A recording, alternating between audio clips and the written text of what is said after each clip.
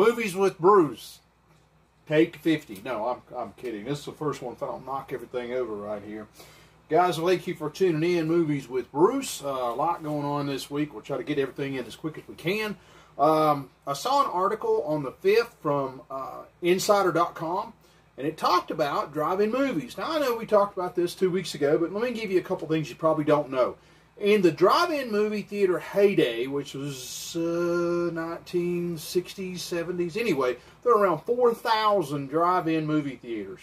4,000. You know how many there are today in America?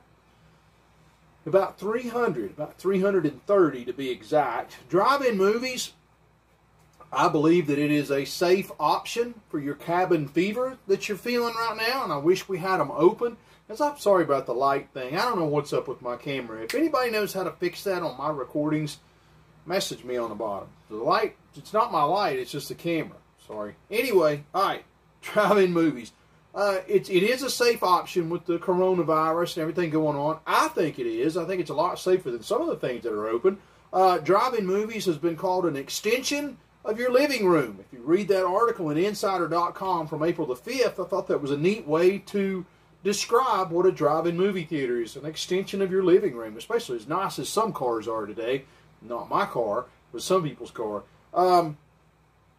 They talked to some movie theaters and said, what are you going to do? How are you going to do this? How's this going to happen? So they told them, they said, look, one of the things we're going to do is we're going to bring your concessions to your car. So when you come in to the movies, to the drive-in, you get your ticket and everything, and I think you can even buy your ticket online at some of these places.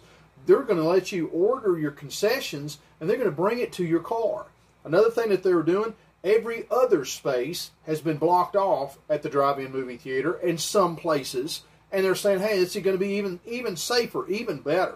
Also, some of these drive-in movie theaters are doubling as places for a church to have service during the Sunday and Wednesday. Isn't that awesome? So, you know, anyway, drive-in movie theater day, National Theater Day, is June the 6th. That's coming up. So hopefully we'll be able to celebrate that by going to a drive-in movie. 1933, Richard Hollingshead came up with the idea.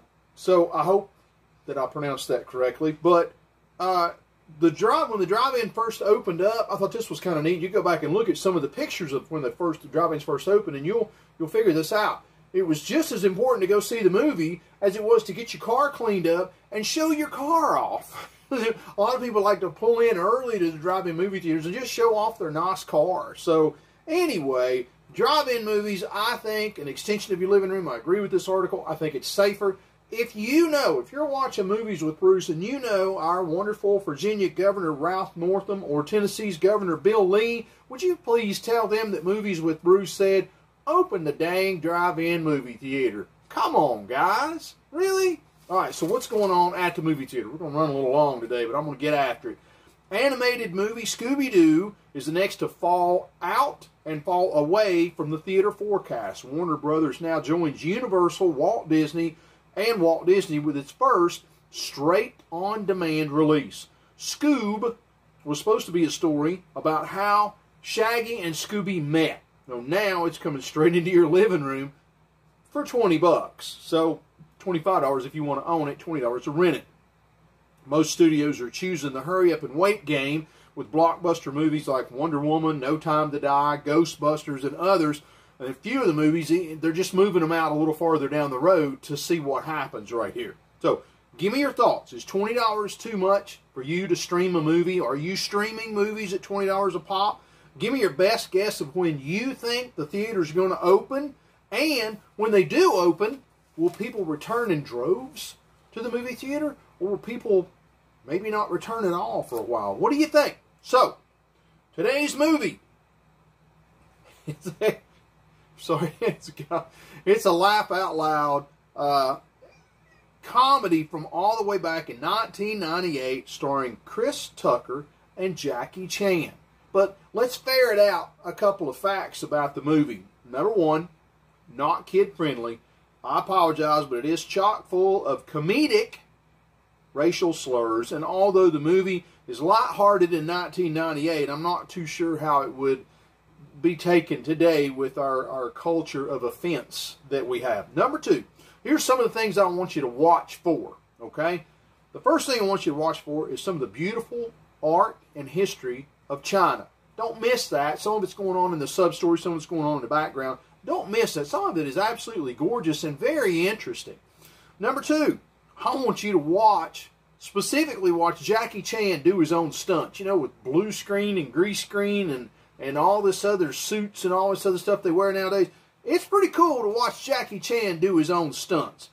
Number three, the movie has proven that the odd couple chemistry just works. Odd couple chemistry just works. Tucker and Chan play off each other's true and misinformed history and culture. Okay, you're going to see that. Funny, maybe offensive, but it is a comedy, guys. Okay, number four, preconceived notions.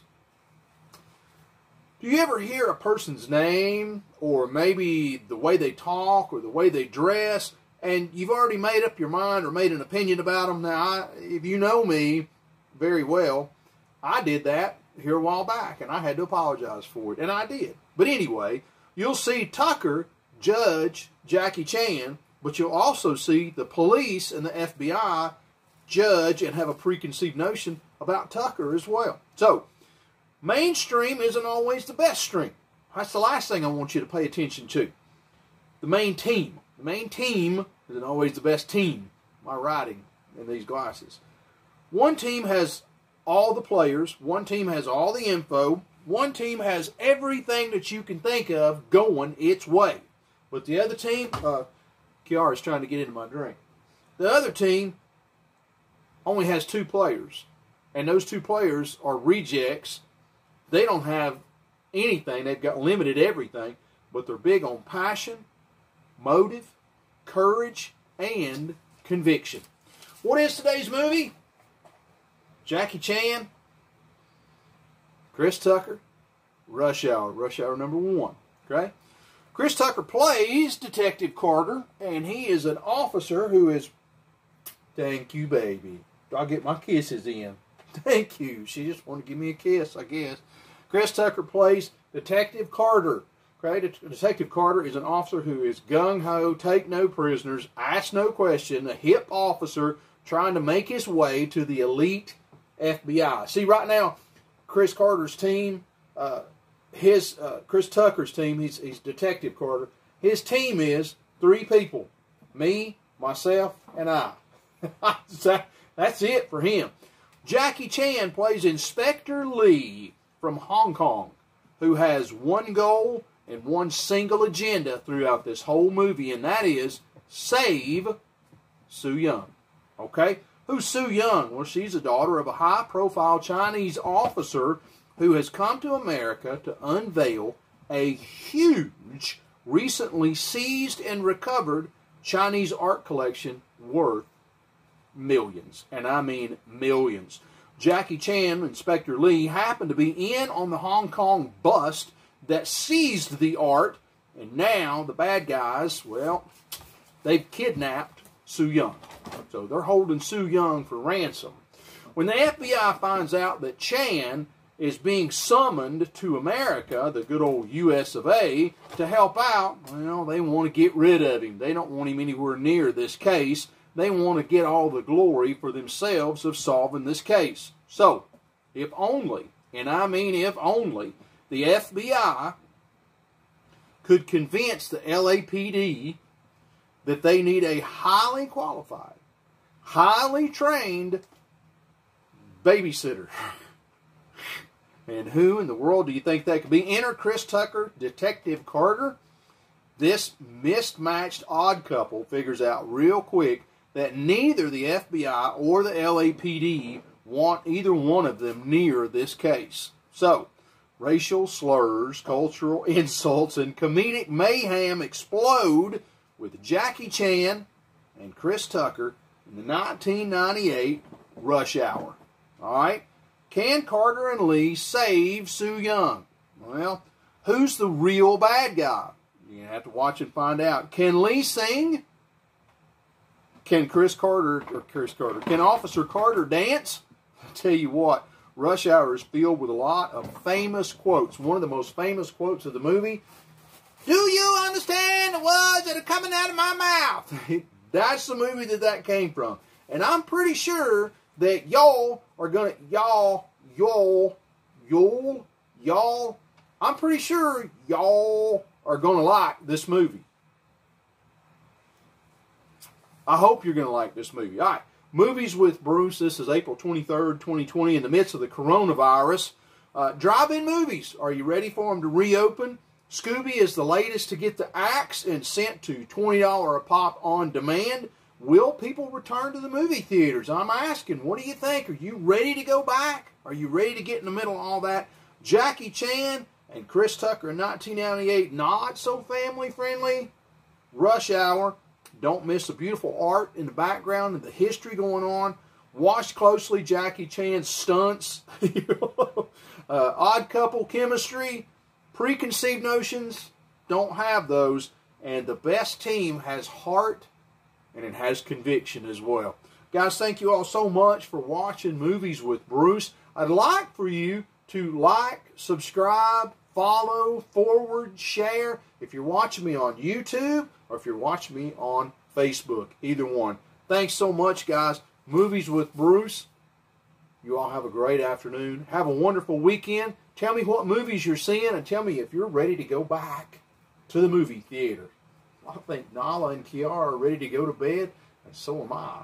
Anyway, happy movie time, guys. See you soon.